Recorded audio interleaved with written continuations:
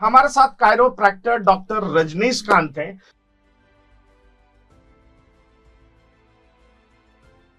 कि ये एक ऐसा ट्रीटमेंट है जिसका संबंध पौराणिक समय से भी है। भगवान श्री कृष्ण ने भी ऐसी महिला को ठीक किया था जो कि सीधा खड़ी नहीं हो सकती थी।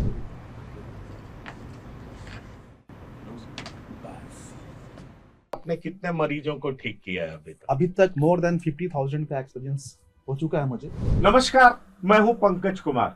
मेरे साथ इस खास पेशकश में कई सारे मेहमान हैं, लेकिन एक विशेष मेहमान है जो ऑल्टरनेटिव मेडिसिन के बारे में हमें बताएंगे।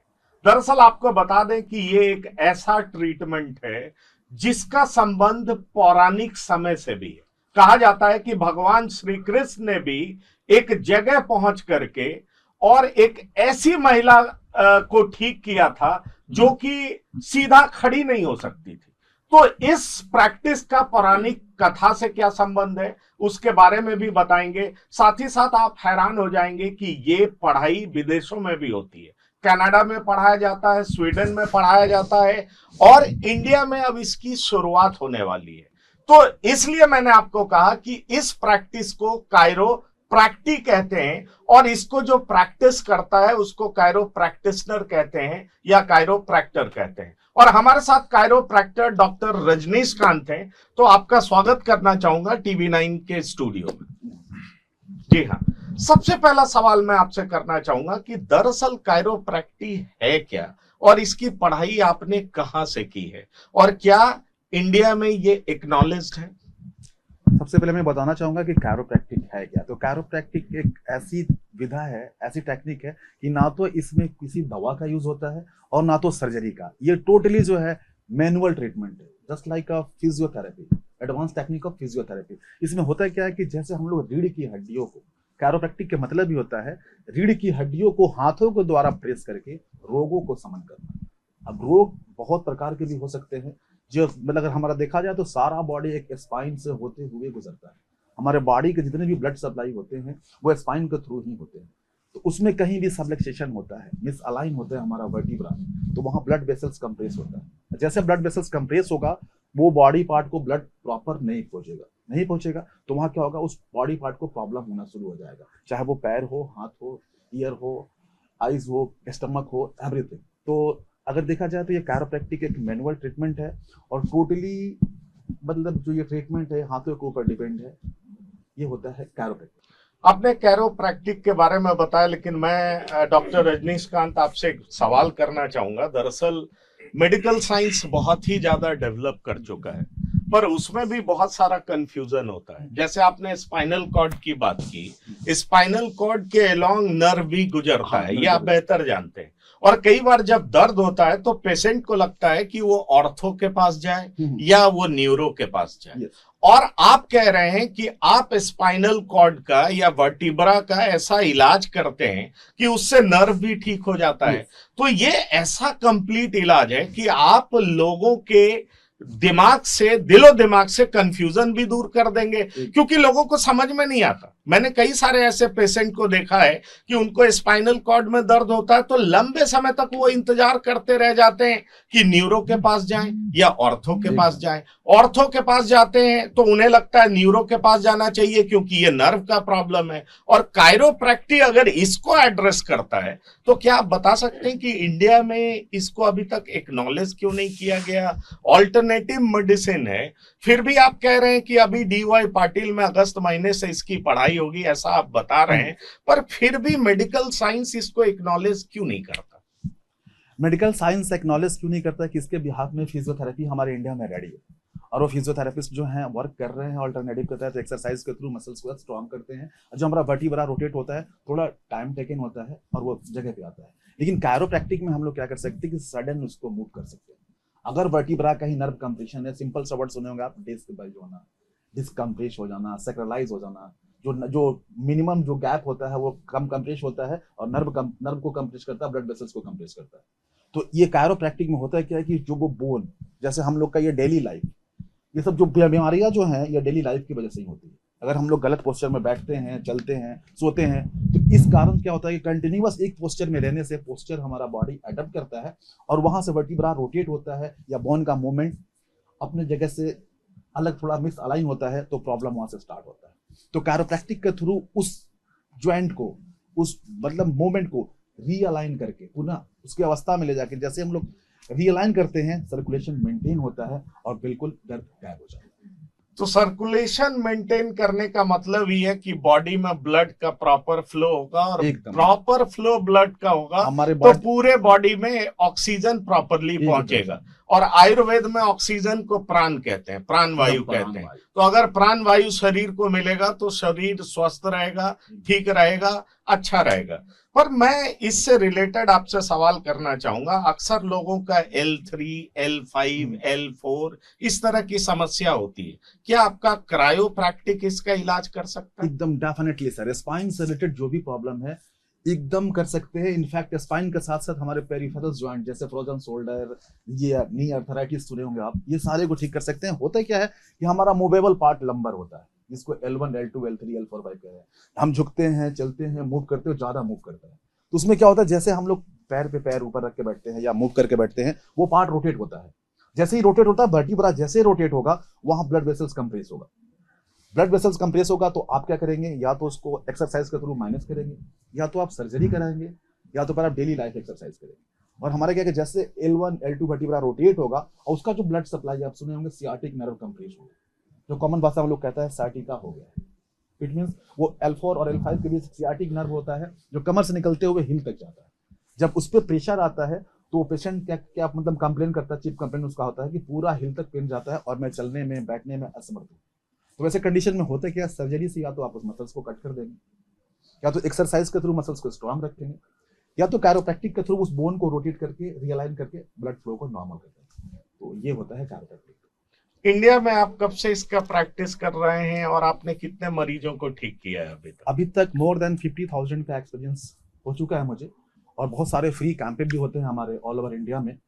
कुछ वैसे लोग जो मतलब इस ट्रीटमेंट को नहीं ले सकते हैं, काफ़ी पुअर है, गांव से बिलोंग करते हैं, उन लोगों को पता नहीं है कि ये ट्रीटमेंट क्या है, उन लोगों को भी ट्रीटमेंट करता हूँ। अलग अलग मोर देन 50,000 पेशेंट को अभी तक ट्रीटमेंट दे चुका हूँ, सब लोग सेटिस्फाइड। ये साइटिका की बात आपने की और आपने बताया कि उस नर्व्स में प्रॉब्लम होता है। साइटिका ज्यादा गांव के महिलाओं में होता है, ऐसा आपने नोटिस किया है? सर गांव के महिलाओं में होती है, और अभी आज के दौर में देखा जाए तो शहर के लोगों में भी होता है। ड्यू टू वो लॉन्ग पोस्चर, कोई भी बैंकर्स हो, सॉफ्टवेयर इंजीनियर्स हो, या जो सिटिंग जॉब वाले हैं, या लॉन्ग ड्राइव पे जो कार चलाते हैं, उन लोग को भी कंटिन्यूअस बैठे बैठे क्या होता है कि वो जो ब्लड जो L4, L5 का रीजन है वो कंप्रेस होने लगता है। तो ये सारे सिम्टम्स आते हैं और गाँव के लोगों को पता नहीं है लिविंग स्टाइल क्या है। फिर भी थोड़ा अगर देखा जाए तो शहर की अपेक्षा गाँव के लोग थोड़ा ज़्यादा एक्टिव है, क्योंकि उन लोगों को फिजिकल एक्टिविटी है।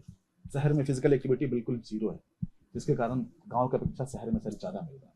चलिए, तो मैं ये चाहूंगा कि अगर कायरोप्रैक्टिक का कुछ मॉडल आप दिखा पाए, आप बता पाए कि ये कैसे प्रैक्टिस करते हैं आप और कैसे लोगों को आप ठीक कर सकते हैं, अगर आप दिखा पाए हमारे दर्शकों को तो बहुत अच्छा रहेगा। तो अभी मैं थोड़ा बता रहा हूँ सर्वाइकल स्पाइन के ऊपर। अगर सर्वाइकल स्पाइन में किसी को प्रॉब्लम होगा, सिंपल सा भाषा आप लोग सुने होंगे, सर्वाइकल स्पॉन्डिलाइटिस। सर्वाइकल किसी को एक नॉर्मल भाषा में कहते हैं, डॉक्टर के पास अगर कुछ नहीं समझ में आता तो उन लोगों को बताते हैं कि आपको सर्वाइकल की प्रॉब्लम हो गई है। तो वैसे लोगों में सिम्टम्स क्या आता है, हाथों में नमनेच आना, चक्कर आना, सर दर्द करना, ब्लरी विजन करना, धुंधला दिखाई देना, लेजीनेस फील होना, एक्टिव फील नहीं होना, ये सारा सिम्टम्स हमारे सर्वाइकल का है। तो सर्वाइकल से रिलेटेड मैं अभी जो एडजस्टमेंट है और कैसे क्या फील करता है पेशेंट, मैं कुछ विजुअल दिखाना चाहूंगा। Doctor, what is the difference between cervical and spondylitis, वो भी बता दीजिएगा। सर्वाइकल प्लान देखिए, अभी क्या है कि एक कॉमन सा वर्ड है सर्वाइकल स्पॉन्डिलाइटिस, जो अभी डॉक्टरों का डायग्नोस होता है सर्वाइकल स्पॉन्डिलाइटिस। लेकिन मैं कहूंगा कि जो पेशेंट बिलो 45 है उसको सर्वाइकल स्पॉन्डिलाइटिस नहीं हो सकता है, सर्वाइकोजेनिक हो सकता है, ट्राइकोजाइटिस होता है। ट्राइपीजियस मसल्स जो है वो स्टीप हो सकता है, क्योंकि स्पॉन्डिलाइटिस जो है वो आगे जाकर के डीजनरेशन को शो करता है। तो डीजनरेटिव चांसेस जो होता है मोर दैन 25 ईयर्स के बाद होता है। तो उसका थोड़ा हम डायग्नोस करेंगे बोन का अलाइनमेंट। जैसे ही हम ये टेम्पोरल बोन को जैसे हम फिल करते हैं, मैं जैसे डायग्नोस कर पा रहा हूँ, आपका राइट जो ऑसिपिटल है थोड़ा डाउन है, लेफ्ट थोड़ा डाउन है, राइट थोड़ा अप है। तो कभी आपको समटाइम्स जो इधर साइड का हैवीनेस फील होगा, और ये कभी कभी आपका हैंड्स का ये नमनेस आएगा 3 फिंगर्स में होगी, और ये थोड़ा नमनेस कभी कभी फील होगा। हाँ समटाइम्स।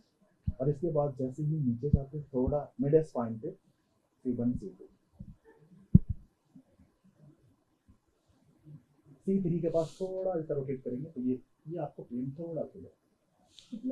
अगर ये मैं ये प्रेस कर रहा हूँ तो इधर पेन बिल्कुल फील नहीं होगा, लेकिन ये तो ये जैसे ही इनका ऑसिपिटल थोड़ा डाउन है राइट का, C3 वर्टिब्रा थोड़ा रोटेट है, उसके बाद जैसे ही जाते हैं सिटी जंक्शन पे तो सिटी जंक्शन पे थोड़ा लेफ्ट साइड में इशू इनको, तो एडजस्टमेंट कैसे करेंगे ये वाला। तो सबसे पहले एडजस्टमेंट जो हम ऑसिपिटल का करेंगे, नेक रोटेशन में थोड़ा बस इसको लिफ्ट करना है, take a breath ma'am, breath out, relax,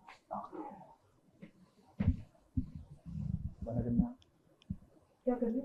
take a breath, breath in, right? या breath in, breath out, relax, just relax the shoulder, stay relaxed, stay relax now.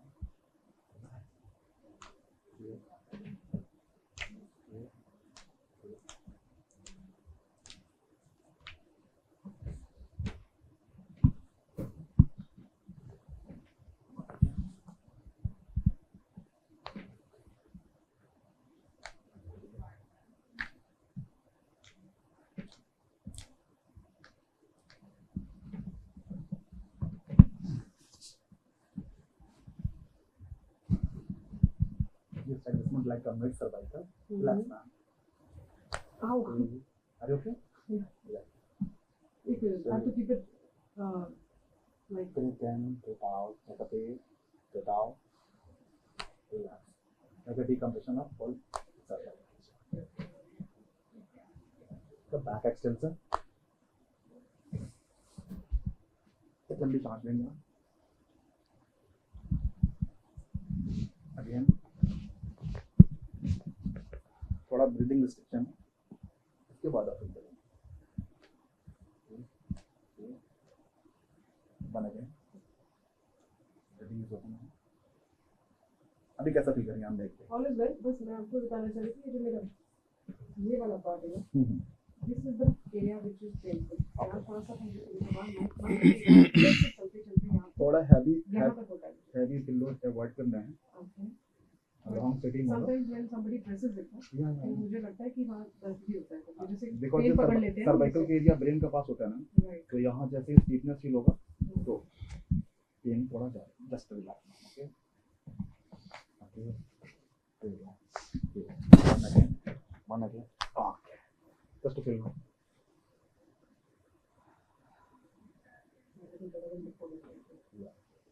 तो ये सर्वाइकल का ट्रीटमेंट। मैं दूसरा सवाल करना चाहूंगा, आपने ऑसिपिटल की बात की, right? I am having pain in my back, इसके ठीक नीचे, और जब भी स्ट्रेस बढ़ता है तो मेरा पेन बढ़ता है, ये क्यों होता है?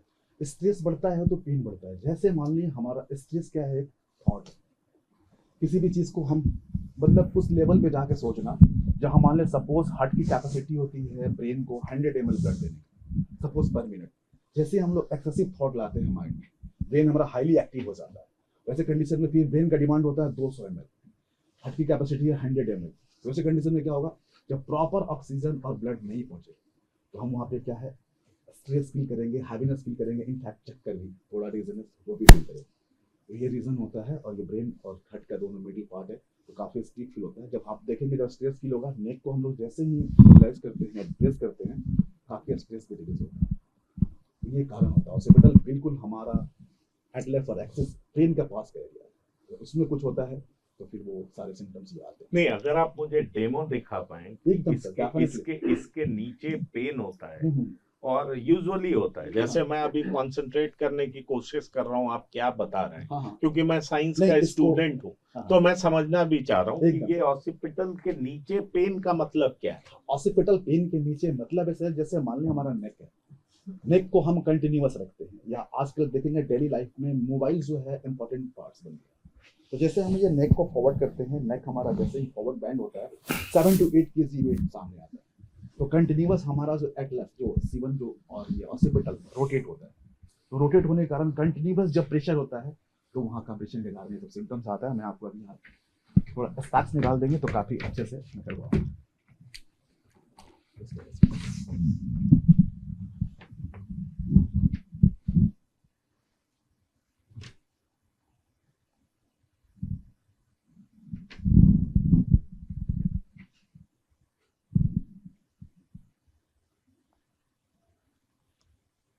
राइट साइड का काफी स्मूथ आपको, लेफ्ट साइड का जो है ना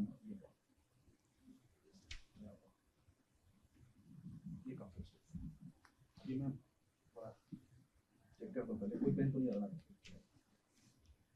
इधर में भी कोई पेन नहीं आ रहा? बिल्कुल नहीं।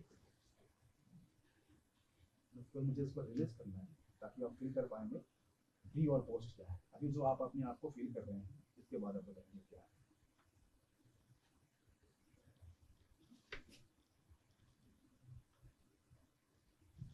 थोड़ा मसल रिलीज कर लेते हैं ताकि एडजस्टमेंट स्मूथ हो आपको फील में।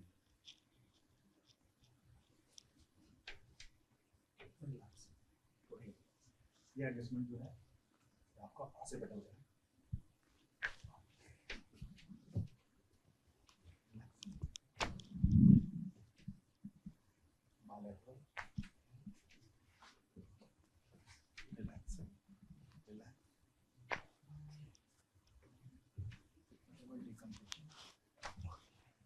अभी आप नेक रोटेट करेंगे और फील करेंगे। यस, समथिंग रिलीज लाइट है। तो ये कंटिन्यूअस एक 2 सेशन होता है क्योंकि मसल्स जस्ट लाइक रबड़ से हम लोग एक बार स्ट्रेच करते हैं फिर पुनः अपने साइज और सेट में चला जाते हैं। इसी को अगर 2-3 बार कंटिन्यूअस कर देते हैं तो लेंथ बढ़ जाता है और प्रॉब्लम सॉल्व हो जाती है। तो मैं आपसे ये पूछना चाहूंगा कि एक कॉन्सेप्ट है एक्यूप्रेशर, दूसरा है फिजियोथेरेपी हाँ। और तीसरा है जो कायरोप्रैक्टिक। ये तीनों में अंतर क्या है? एक्यूप्रेशर सर हम लोग नर्व को स्टेबल करते हैं उसके पॉइंट पे जाकर। हमारे जितने बॉडी है उसका कहीं ना कोई एक ऐसा पॉइंट होता है, जैसे हम बॉल भी ऑन करते हैं उसका भी स्विच होता है हमारे बॉडी में। उस मतलब एक्यूप्रेशर में बताया जाता है कि इस प्रेशर को पॉइंट अगर एक्टिवेट करेंगे तो हमारा ये ऑर्गन जो एक्टिवेट होगा। उसके बाद आते हैं हम लोग फिजियोथेरेपी पे। फिजियोथेरेपी जस्ट लाइक अगर मुझे पता चलता है कि बैक पेन के कारण थाइस मसल्स वीक हो रहा है तो हम लोग क्या करेंगे, थाइस मसल्स को स्ट्रॉन्ग करेंगे और बैक पेन को रिड्यूस करेंगे। कायरोप्रैक्टिक में आते हैं तो कायरोप्रैक्टिक में चाहते हैं कि ये काउस हो क्यों रहा है, ठीक है। अब जैसे ही अगर पता चलता है कि ये वर्टिब्रा या ये बोन को रोटेशन से ये प्रॉब्लम हो रहा है तो उस बोन को रोटेट करके रीअलाइन करके वो प्रॉब्लम सॉर्ट आउट करते हैं। ये तीनों में डिफरेंस है। तो आप ये बताइए कायरोप्रैक्टिक के जरिए क्या जो आई साइट आजकल बहुत ज्यादा वीक हो रहा है लोगों का, वो भी आप ठीक कर सकते एकदम हैं? सर देखिए आई साइड का ऑप्टिक नर्व जो होता है वो C1 से निकलते हुए आईज की तरफ आता है। मैं इसीलिए पूछ रहा था कि नहीं, ऑप्टिक नर्व C1 से निकलता है तो ऑप्टिक नर्व को कैसे ये इन्फ्लुएंस कर सकता ऑप्टिक है? नर्व सर जैसे ही आप किसी को फील करेंगे जिसको सर्वाइकल के प्रॉब्लम होगा, अगर कोई को ब्लर यहाँ पे है तो मैं दिखा सकता हूँ जिसको ब्लरी विजन ट्रीटमेंट के पहले और ट्रीटमेंट के बाद विजन में भी डिफरेंट आता है। जैसे ही ऑप्टिक नर्व C1 एडजस्ट होगा हमारे बॉडी में कोई भी डिसफंक्शन होता है ब्लड सर्कुलेशन की वजह से, कहीं भी पेन होता है दो ही रीजन है, या तो ब्लड सर्कुलेशन फास्ट है या तो स्लो है। तो हमारा काम है बस उसको मेंटेन करके नॉर्मल फ्लो कर देना बॉडी में, ये कम हो जाए। मैं एक सवाल इसी से जुड़ा हुआ पूछूंगा, फिर आप चश्मा क्यों लगाते हैं? ये रीडिंग ग्लास है? ये रीडिंग ग्लास है, इसमें कोई पावर नहीं है, बस कभी स्क्रीनिंग टाइमिंग ज्यादा होता है इसके वजह से।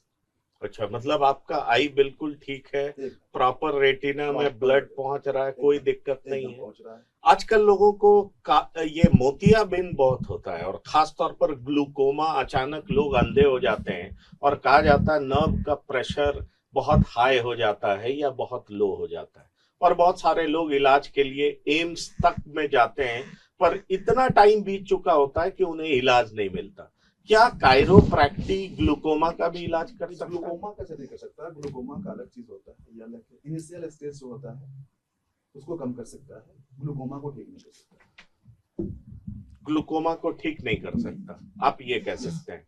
फिर मैं आपसे ये पूछना चाहूंगा कि क्या आपने इंडियन गवर्नमेंट से बात की है, क्योंकि आपने बताया कनाडा में पढ़ाई हो रही है, स्वीडन में आपने पढ़ाई की है, क्या इंडियन गवर्नमेंट से आपने इस बारे में बात की है कि ये पढ़ाई होनी चाहिए? क्योंकि बहुत सारी पढ़ाई की बात, जो मेडिकल एजुकेशन का पार्ट है, पहले आयुर्वेद एक नॉलेज नहीं होता था, अब आयुर्वेद का बहुत सारा संस्थान खुल रहा है, होम्योपैथ के बहुत सारे डॉक्टर्स बाहर आ रहे हैं, तो कायरोप्रैक्टिक की भी पढ़ाई हो सकती है अगर आपने इतने लोगों को ठीक किया है तो। कायरोप्रैक्टिक की भी पढ़ाई हो सकती है, और इसके पीछे जब से मैं इस कार्य में लगा, मुझे लगा कि नहीं, जब इंडिया हमारे इतने चीज़ों के लिए जाना जाता है तो इस यहाँ भी कायरोप्रैक्टिक की पढ़ाई होनी चाहिए। और अभी मेरे बहुत सारे स्टूडेंट को ट्रेंड भी किया है जो ऑलरेडी फिजियोथेरेपिस्ट हैं, उन लोगों को मैं 4 to 5 डेज का एक एडवांस ये वर्कशॉप कराता हूँ, उन लोगों को बताता हूँ how to adjust your bone. ठीक है, उसके बाद मुझे लगा कि कैसे बात को पहुँचाया जाए। मेरा एक मिशन भी चला, पेन फ्री इंडिया। इसमें बहुत सारे लोगों को मैं जगह जगह जा करके मतलब जागरूक करता हूँ, अपने टीम के साथ में फ्री ट्रीटमेंट भी देता हूँ और बताता भी हूँ कैसे बैठना है, कैसे चलना है, ताकि इस बात को बिहार से मैं लेकर के चला था, आज पूरे इंडिया में हो रहा है। इस बात को मैं जैसे ही मिला 2018 में डी पाटिल साहब के लड़कियाँ जिनका पाटिल से जो एजुकेशन देखते हैं, उनका भी ट्रीटमेंट मैं करता हूँ। उनके पास उतने सारे कॉलेजेस और डॉक्टर्स रहने के बाद में उनका ट्रीटमेंट, उनकी डॉटर का ट्रीटमेंट स्कोलियोसिस जो है वो मैं करता हूँ। तो फिर मैं उनसे बात की कि सर आपका इतने सारे ये सब हैं तो हम लोग कुछ कर सकते हैं इसमें। तो फिर इस बात को उन्होंने देखा, समझा, लेकिन फाइनली वो अभी 2025 ये जुलाई से वो सेशन स्टार्ट हो चुका है अजिंक्य डी पाटिल पुणे में। और ये कायरोप्रैक्टिक बच्चे अब इंडिया में पढ़ पाएंगे, क्योंकि आउट ऑफ कंट्री इसके फी बहुत high, more than 1.5 CR 1.2 CR ऐसे, प्लस आना जाना ये सब बहुत प्रकार की बातें। और इंडिया में ऐसा कुछ इसका लॉ नहीं था कि वहाँ से करके आने के बाद भी यहाँ कुछ ऐसे लीगल कुछ है। तो अब ये जब इंडिया में आया, अब इन्होंने लॉन्च कर दिया, अगले अगस्त से एडमिशन स्टार्ट हो जाएंगे। तो ये फर्स्ट बैच और फर्स्ट टाइम कायरोप्रैक्टिक की पढ़ाई इंडिया में हो रही है, इसमें मतलब बहुत सहयोग किया उन्होंने अजिंक्य डी पाटिल, और आज इंडिया में आया। नहीं, पर मैं ये जानना चाहूंगा कि इसकी इस पढ़ाई को एक नॉलेज क्या स्टेट गवर्नमेंट ने किया है या सेंट्रल गवर्नमेंट ने किया है? अभी तो स्टेट गवर्नमेंट से, तो महाराष्ट्र गवर्नमेंट ने किया। महाराष्ट्र। तो आपने बिहार सरकार से बात किया? बिहार से आते हैं? मैं बात किया, लेकिन अभी वो रखा गया है कि देखते हैं, सोचते हैं, करते हैं, ऐसा भी कुछ हुआ नहीं है। कितने लोगों को आपने ट्रीट किया है, और कोई ऐसा बड़ा नामचीन शख्स जिसको बहुत समस्या हो और आपने उनको ट्रीट किया हो और वो आपको रेकमेंड करते हो? एकदम एकदम सर, अभी देखेंगे सर तो इंडिया में बहुत बड़े उद्योगपति जो हैं, स्वान एनर्जी और डायमंड टेक्सटाइल और ये जो बिजनेसमैन है निखिल मर्चेंट, राधिका मर्चेंट के जो अंकल है, वो काफ़ी टाइम से मैं देख रहा था, 2-3 साल से वो परेशान थे। डॉक्टर इनफैक्ट उनको सर्जरी बोला था, क्योंकि उनके अंडर इतने सारे हॉस्पिटल्स आते हैं। लेकिन मैं जब उनसे मिला, उनको ट्रीटमेंट दिया, 2 से 3 ट्रीटमेंट में बिल्कुल फिट हो गए, बिल्कुल फिट हो गए। बिहार के हमारे लालू प्रसाद यादव जी हैं, सिक्किम के सीएम प्रेम सिंह तमंग, बॉलीवुड के बहुत सारे छोटे बड़े कलाकार। लालू जी को क्या प्रॉब्लम था जो आपने इलाज कर दिया उनका? सर्वाइकल का प्रॉब्लम था और लेग का प्रॉब्लम था। आप देखो पिछले बार जो आज से 1-2 साल पहले जब वो न्यूज़ बना था कि सीढ़ियों से गिर गए थे, बोन उनका डिसलोकेट हुआ, तो फिर उनको एम्स रेफर किया गया। लास्ट में फिर वो मुझे एम्स बुलाए और मैं उनका ट्रीटमेंट किया, सेकंड डे वो घर पे। और आपने सिक्किम के किस नेता का इलाज किया? जो सीएम थे प्रेम सिंह तमंग उर्फ बोले, मैंने उनको भी ट्रीटमेंट किया। कोई बॉलीवुड की एक्ट्रेस, एक्टर? बॉलीवुड के आपके ये क्या कहते हैं, पंकज त्रिपाठी हो गए, पूनम ढिल्लो हो गई, और भी अली खान, मतलब छोटे बड़े बहुत सारे कलाकार आए। ये अब ये क्या कहते हैं, रामायण में जो द्रोणाचार्य का जो रोल करते हैं वो भी आए, काफ़ी प्रॉब्लम में थे वो, उनकी बेटी भी काफ़ी प्रॉब्लम में थी, वो सारे ठीक हुए। पूनम ढिल्लो को क्या प्रॉब्लम था और पंकज त्रिपाठी को क्या प्रॉब्लम था? जी ऐसे मुझे बताया कि मेरी वाइफ मायके गई थी और मैं गुस्से में बुलेट उठाया, तो ये बैक का और ये चेस्ट का मसल्स खिंच गया, तो मैंने उनको ट्रीटमेंट किया। फिर इनफैक्ट उनकी वाइफ मृदुला जी जो है, उनके सास ससुर सब लोग ट्रीटमेंट किया। और पूनम ढिल्लो को? पूनम ढिल्लो जी का थोड़ा सा नेक और बैक का आ रहा था, उनका थोड़ा सा शूट का टाइम होता है। भोजपुरी की काजल राघवानी, खेसारी लाल यादव, पवन सिंह, ये सब लोग। कोई ऐसा सवाल जो मैं आपसे पूछ नहीं पाया हूं और आपको लगता है कि हमारे दर्शकों को जानना बहुत जरूरी है, तो आप कायरोप्रैक्टिक के बारे में बताइए। मैं कहना चाहूँगा कि डॉक्टर हमारे इंडिया के अंदर जो भी हैं, जो भी प्रैक्टिस कर रहे हैं, चाहे वो फिजियोथेरेपिस्ट हो, ऑस्टियोपैथी हो, कायरोप्रैक्टिक हो, न्यूरोसर्जन हो, या कोई भी हो, एलोपैथ, होम्योपैथ, आयुर्वेद, सारे प्रैक्टिस अच्छी है। सिलेक्शन मुझे करना है कि मुझे जाना कहाँ है, मुझे दवा के साथ ठीक होना है, सर्जरी के साथ ठीक होना है, एक्सरसाइज के साथ ठीक होना है, या कायरोप्रैक्टिक के साथ ठीक होना है। हमारा इंडिया है, अगर आप डाइटिशियन के पास जाएंगे वो डाइट बताएंगे कि खाएंगे ऐसे मसल्स ठीक होगा। सर्जन के पास जाएंगे वो वही पढ़ के आएंगे, सर्जरी ही करेंगे। फिजिशियन के पास जाएंगे, न्यूरो के पास जाएंगे, वो मेडिसिन देंगे। तो मैं उन लोगों को ये सलाह देना चाहता हूँ कि प्रॉब्लम नहीं आए इसके लिए अपने डेली लाइफ में कम से कम 30 मिनट्स फिजिकल एक्टिविटी को ऐड करना चाहिए। चाहे वो फिजिकल एक्टिविटी कुछ भी हो सकता है, योगा, प्राणायाम, जॉगिंग, वॉकिंग, कुछ भी। तो इसको हम लोग ऐड करेंगे तो ब्लड सर्कुलेशन मेंटेन रहेगा। और जो पोस्चर जो है, एक पोस्चर में कंटिन्यूअस नहीं बैठना है। जैसे ही 45 मिनट टू 1 आवर होता है, पोस्चर को चेंज करना है। और नहीं तो 1 मिनट के लिए, अगर ऑफिस में है, बॉस का डर है, तो 1 मिनट के लिए खड़े होकर के फिर वहीं बैठ जाना है। चलिए, हमारे साथ कुछ और भी मेहमान हैं जो आपसे कुछ सवाल करना चाहेंगे। पिछले 3-4 दिन से ना मेरे नेक में इस पार्ट में पूरा पेन है और मैं ठीक से बैठ भी नहीं पा रहा हूँ और नीचे देखना तो दूर की बात है। नीचे देख भी नहीं पा रहे हैं, दर्द काफी हो रहा है। दर्द काफी हो रहा है। दर्द किस टाइप से होता है? दर्द यहाँ से कंटिन्यूअस होता है या ये कंटिन्यूस इस राइट साइड में ये पूरा अभी कंटिन्यूअस पेन? अभी भी पेन है, बट पहले के कंपेयर अभी कम है। पहले कंपेयर अभी कम है जी। हम लोग देखते हैं, पहले डायग्नोस करेंगे, इनको ट्रीटमेंट करेंगे, ताकि पता चलेगा आपको कि इसका एक्शन जो है कितना फास्ट है। क्योंकि 3-4 दिनों से है तो आप कुछ ना कुछ तो ट्राई किए होंगे। अभी बस 2 मिनट का ट्रीटमेंट देते हैं, बाकी आप देखेंगे सब बैठ जाएगा। रिलैक्स हो जाएगा। इसमें कोई पेन आपको नहीं? इसमें कोई पेन नहीं है? इसमें कोई पेन? इसमें भी नहीं है? इस प्रेगनेंसी की शोल्डर से कोई प्रॉब्लम? ठीक है। इसमें कोई पेन? इसमें हल्का। जैसे फॉरवर्ड बेंड करते हैं, पेन कौन सा एरिया में आ रहा है? ये भी रिसेंट का है कि पहले से? इनका थोड़ा सा वर्टिब्रा जो है कंटिन्यूअस हो सकता है एक पोस्चर में मोबाइल यूज करने से, थोड़ा एंटीरियर शिफ्टेड हुआ है। ये जैसे वर्टिब्रा जो है यहाँ जैसे ही प्रेस करूंगा ये, इसके बाद जो कहूँगा पेन कम हो जाएगा। अब मैं इसको जैसे ही छोड़ेंगे ये पेन बन जाएगा। तो ये एंटीरियर शिफ्टेड है और जाकर के प्रेस कर रहा है। रिलैक्स हो जाएगा सर, एकदम जुड़ा है। इसके साथ थोड़ा इसके अपना में पेन आ रहा है क्या यहाँ इस पार्ट पे? थोड़ा सा एकदम सर आप रिलैक्स हो गए।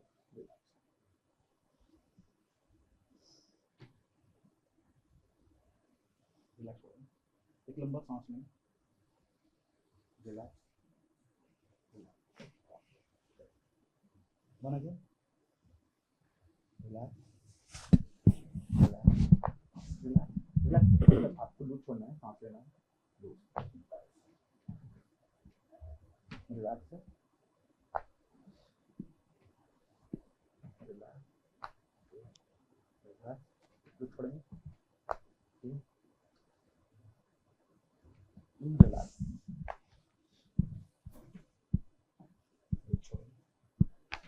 कोई पेन तो नहीं हो रहा आपको?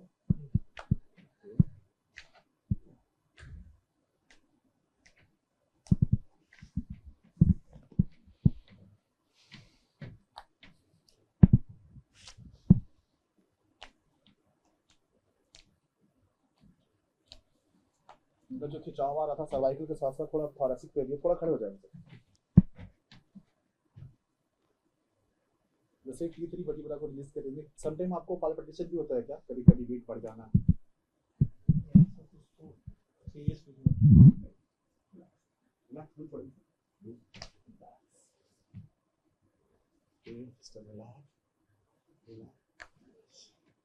सर अभी बैठेंगे, एक और अभी नेक को फॉरवर्ड बेंड करेंगे और पेन को फील करेंगे।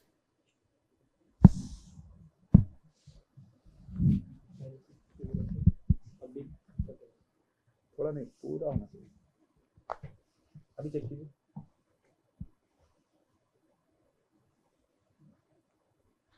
ठीक है, बट यहाँ पे किस मिड पॉइंट 0.1%।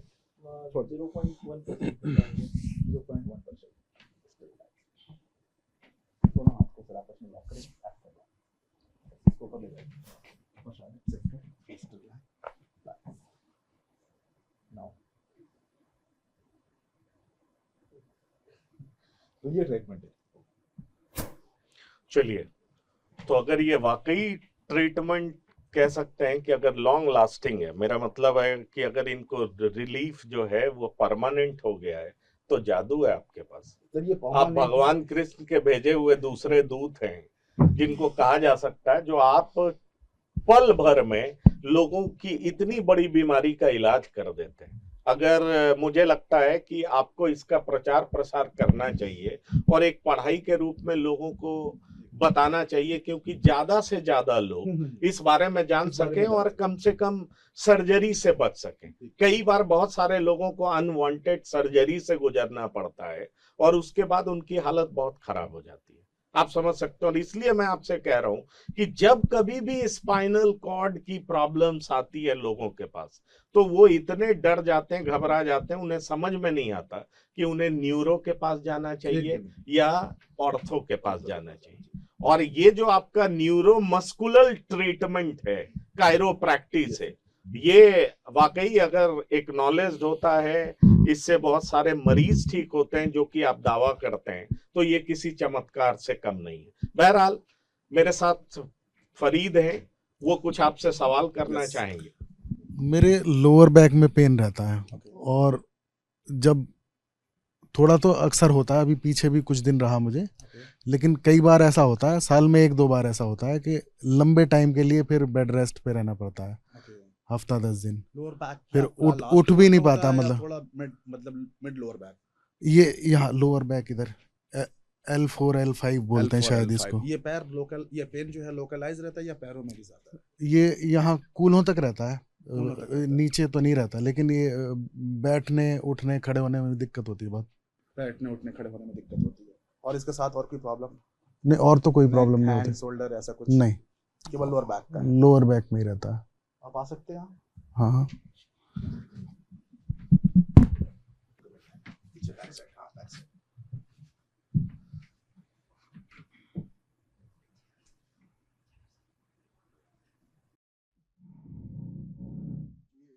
यहाँ रहता है।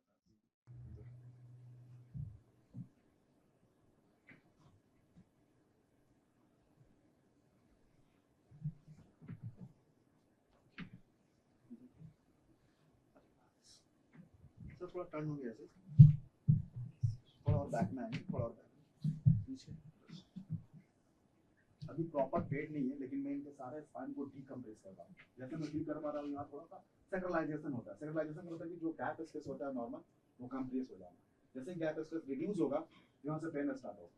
ये भी हुआ है, तो अभी जस्ट लाइक इसको डीकम्प्रेस करके होल जो लंबर स्पाइन है और मिड ये थायरासिक, उसको ओपन करेंगे, इससे काफी इनको फर्क महसूस होगा। सर आप ऐसे लॉक करेंगे ऐसे ही रहना, आपको बॉडी को रिलैक्स रखना है सर, ठीक है?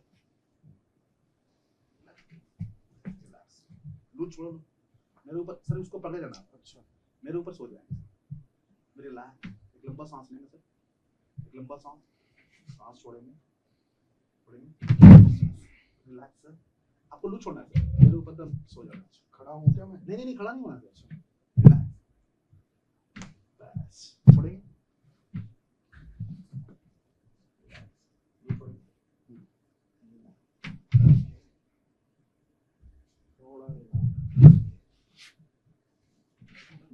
इसको लॉक।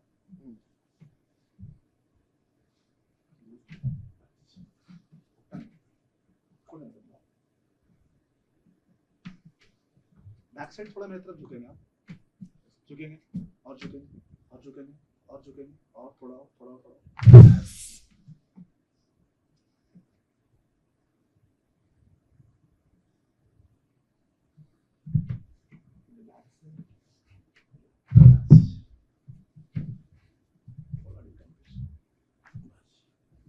थोड़ा झुककर चेक करेंगे जरा और बेंड करके हाथ झुककर चेक करेंगे।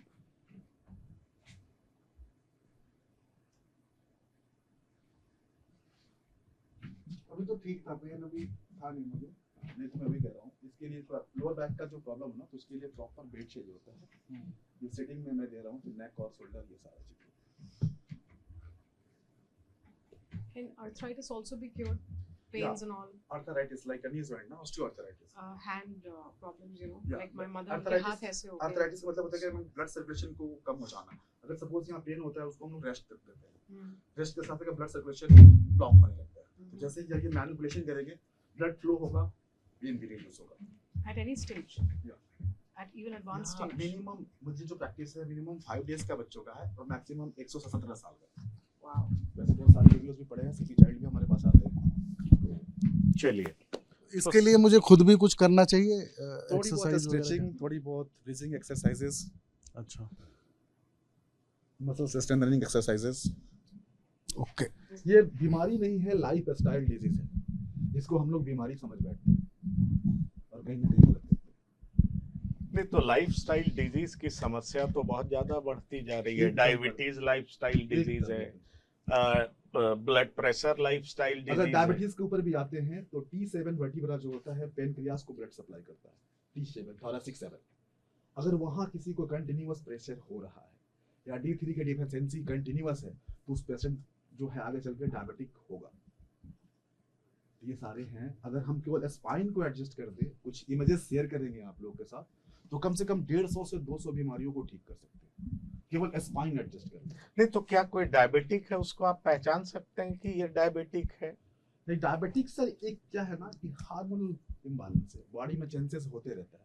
अगर हम लोग लेते हैं, अगर कोई ज्यादा है 10 साल से तो उसको लोग पहचान सकता है, लेकिन जो रिसेंट का है तो मतलब चेंजेस तो होते रहता है। डायबिटीज का मतलब कि ब्लड शुगर का लेवल बढ़ जाना, तो ब्लड में किसी का भी बढ़ जाएगा। अगर हम लोग आप ही स्वीट्स अगर ज्यादा लेते हैं तो 10 मिनट बाद करेंगे ग्लूकोज टेस्ट होगी बढ़ा हुआ है। नहीं वो तो कायरोप्रैक्टिक डायबिटीज का भी इलाज कर। कायरोप्रैक्टिक अगर सर देखिए क्या है, वो सारे ऑर्गन हमारे डिपेंड करते हैं ब्लड सर्कुलेशन पे। अगर ब्लड सर्कुलेशन प्रॉपर, इंडाइजेशन को भी ठीक करता है कायरोप्रैक्टिक।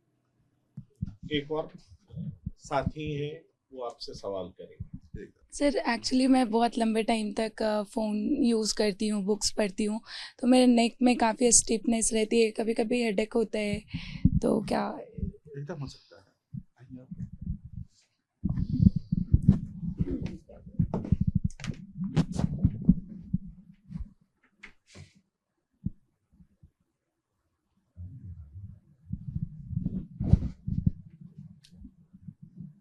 जैसे मैं इनको फील कर पा रहा हूँ, इनका सालों के अभी तक लेफ्ट पे थोड़ा राइट ये मिला डाउन, लेकिन इनका राइट इनका राइट हाथ में सब राइट साइड आता है। ये हाथ को इसे ऐसे होल्ड करेंगे। अभी कोई पेन आ रहा है क्या? नहीं आ रहा ना?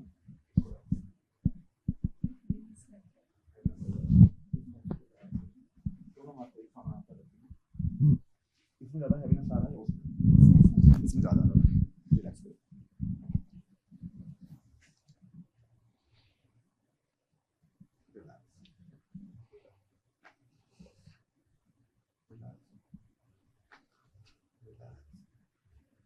दूध छोड़ेंगे।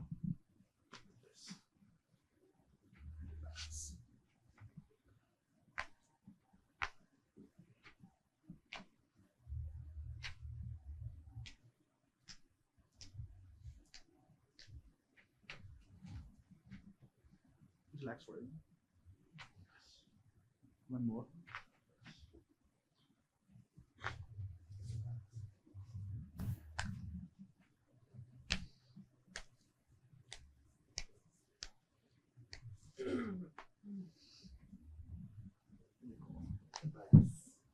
फील करेंगे अभी दोनों हाथ को सामने ले जाकर।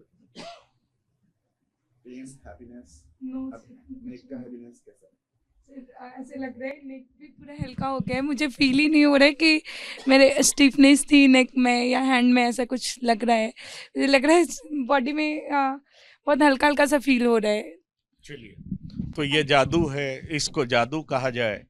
और मैं एक अंतिम सवाल बस आपसे ये करना चाहूँगा कि आजकल का जो लाइफस्टाइल है उसमें स्ट्रेस बहुत है, तो कोई ऐसा टिप्स आप हमारे दर्शकों को और हमें देना चाहेंगे जिससे हम स्ट्रेस मैनेज कर सकें? स्ट्रेस मैनेज करने के लिए सबसे मैं बताना चाहूँगा कि सबसे बड़ा कारण जो है स्ट्रेस बढ़ने का, अभी हमारा सबसे इम्पोर्टेंट चीज़ भी है मोबाइल फ़ोन। तो हम चाहेंगे उन लोगों से, ये तो खैर अवॉइड नहीं कर पाएंगे, लेकिन अगर हमारा स्लीपिंग टाइम, अगर सोने का टाइम 10 बजे है तो 1 घंटा पहले कम से कम मोबाइल से दूर रहे और उठने के 1 घंटे बाद तक। होता क्या है कि जैसे ही हम लोग सारा दिन तो वर्कआउट करते ही हैं, सारी चीज़ों को लेकर के स्ट्रेस में रहते हैं, बेड टाइम पे भी जाते हैं तो वो एक स्ट्रेस रहता है कि मुझे कल करना क्या है, अभी उनका मैसेज आना था, उनका कॉल आना था, ये आना था, बहुत प्रकार की बातें। जबकि वो कॉल 12 बजे भी आ सकता है, 9 बजे भी आ सकता है, 7 बजे भी आ सकता है। शेड्यूल सेट हम लोग को खुद करना होता है। तो हम लोग क्या करते हैं, सोते सोते टाइम स्क्रीन टाइम करते रहते हैं, जो हमारा ब्रेन सोने के बाद भी कम से कम 1 घंटे 1.5 घंटे बाद मोबाइल रखने के बाद एक्टिव रहता है, उस थॉट में डूबा रहता है। जैसे ही सुबह उठते हैं, उठते के साथ कुछ नहीं, सबसे पहले मोबाइल लेते हैं, मोबाइल ऑन करते हैं, हो सकता है कुछ ऐसे मैसेजेस आए जिससे सारा दिन ही खराब हो जाए। तो अपना जो कम से कम सुबह सोने से पहले कम से कम 1 घंटा और उठने के बाद 1 घंटा, सोने से पहले थोड़ी बहुत लाइट मेडिटेशन, जैसे कि ब्राह्मणी प्राणायाम बोलते हैं, वो कर सकते हैं। उठने के बाद अपना जो नेचुरल वर्क है उसका करने के बाद थोड़ा सा लाइट एक्सरसाइज, जो अगर हार्ड एक्सरसाइज कर सकता है तो वो कर ले, नहीं तो कोई नहीं कर सकता है तो लाइट एक्सरसाइज जैसे कि अपना ब्रीदिंग एक्सरसाइज हो गया, थोड़ा वॉक कर लेंगे। तो ये सब करने के बाद ही मोबाइल के पास आएंगे तो स्ट्रेस काफ़ी रिलीज हो जाएगी, मोर देन 80%। चलिए, तो इस लाइफस्टाइल में जितना ज़्यादा स्ट्रेस है, स्ट्रेस को कैसे दूर किया जा सकता है, ये डॉक्टर रजनीशकांत ने बताया। पर कायरोप्रैक्टिक क्या है? खुद कायरो प्रैक्टिशनर, कायरोप्रैक्टर भी जिन्हें बोलते हैं, उन्होंने एक डेमो करके बताया। हमारे बहुत सारे साथी यहाँ पर मौजूद थे जिनको अलग अलग तरह की समस्या थी, और उस समस्या से निदान, फौरी तौर पर राहत करके इन्होंने दिखाया, क्योंकि सबने ये फील किया कि निश्चित तौर पर वो रिलैक्स हैं, उनके बोन में या उनके स्पाइनल कॉर्ड में या उनके नर्व्स में जो तरह तरह की समस्याएं थी वो दूर होती दिखाई पड़ी हैं।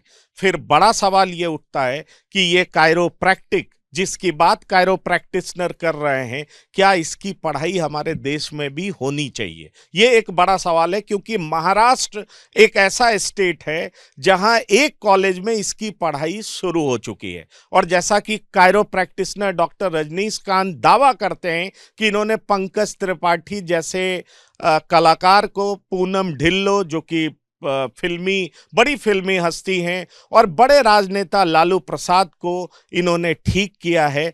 तो क्या वाकई ये जो विधा है, ये जो तौर तरीका है, ये जो अल्टरनेटिव मेडिसिन का एक नमूना है, क्या भारत में जादू कर सकता है? क्योंकि कनाडा और स्वीडन जैसे विकसित राष्ट्र में, डेवलप्ड कंट्री में भी इसकी पढ़ाई होती है, ऐसा डॉक्टर रजनीशकांत कह रहे हैं। तो डॉक्टर रजनीशकांत, हमारे स्टूडियो में आने के लिए बहुत बहुत धन्यवाद और शुक्रिया। जी शुक्रिया। चलिए, तो इस खास पेशकश में इतना ही। आपको ये प्रोग्राम कैसा लगा? इस प्रोग्राम को देख करके अपना कमेंट जरूर करें, और ये जो डॉक्टर रजनीशकांत की विधा है उसको देख करके आप क्या महसूस करते हैं, अपना कमेंट जरूर लिखें और हमें बताएं कि ये कायरोप्रैक्टिक आपको कैसा लगा, और क्या इसे इंडिया में लोगों को सिखाया जाना चाहिए, बताया जाना चाहिए। ये प्रोग्राम देखने के बाद आप जरूर कमेंट करें। इस खास पेशकश में इतना ही। ताजा तरीन खबरों के लिए आप लगातार देखते रहिए TV9। धन्यवाद, नमस्कार।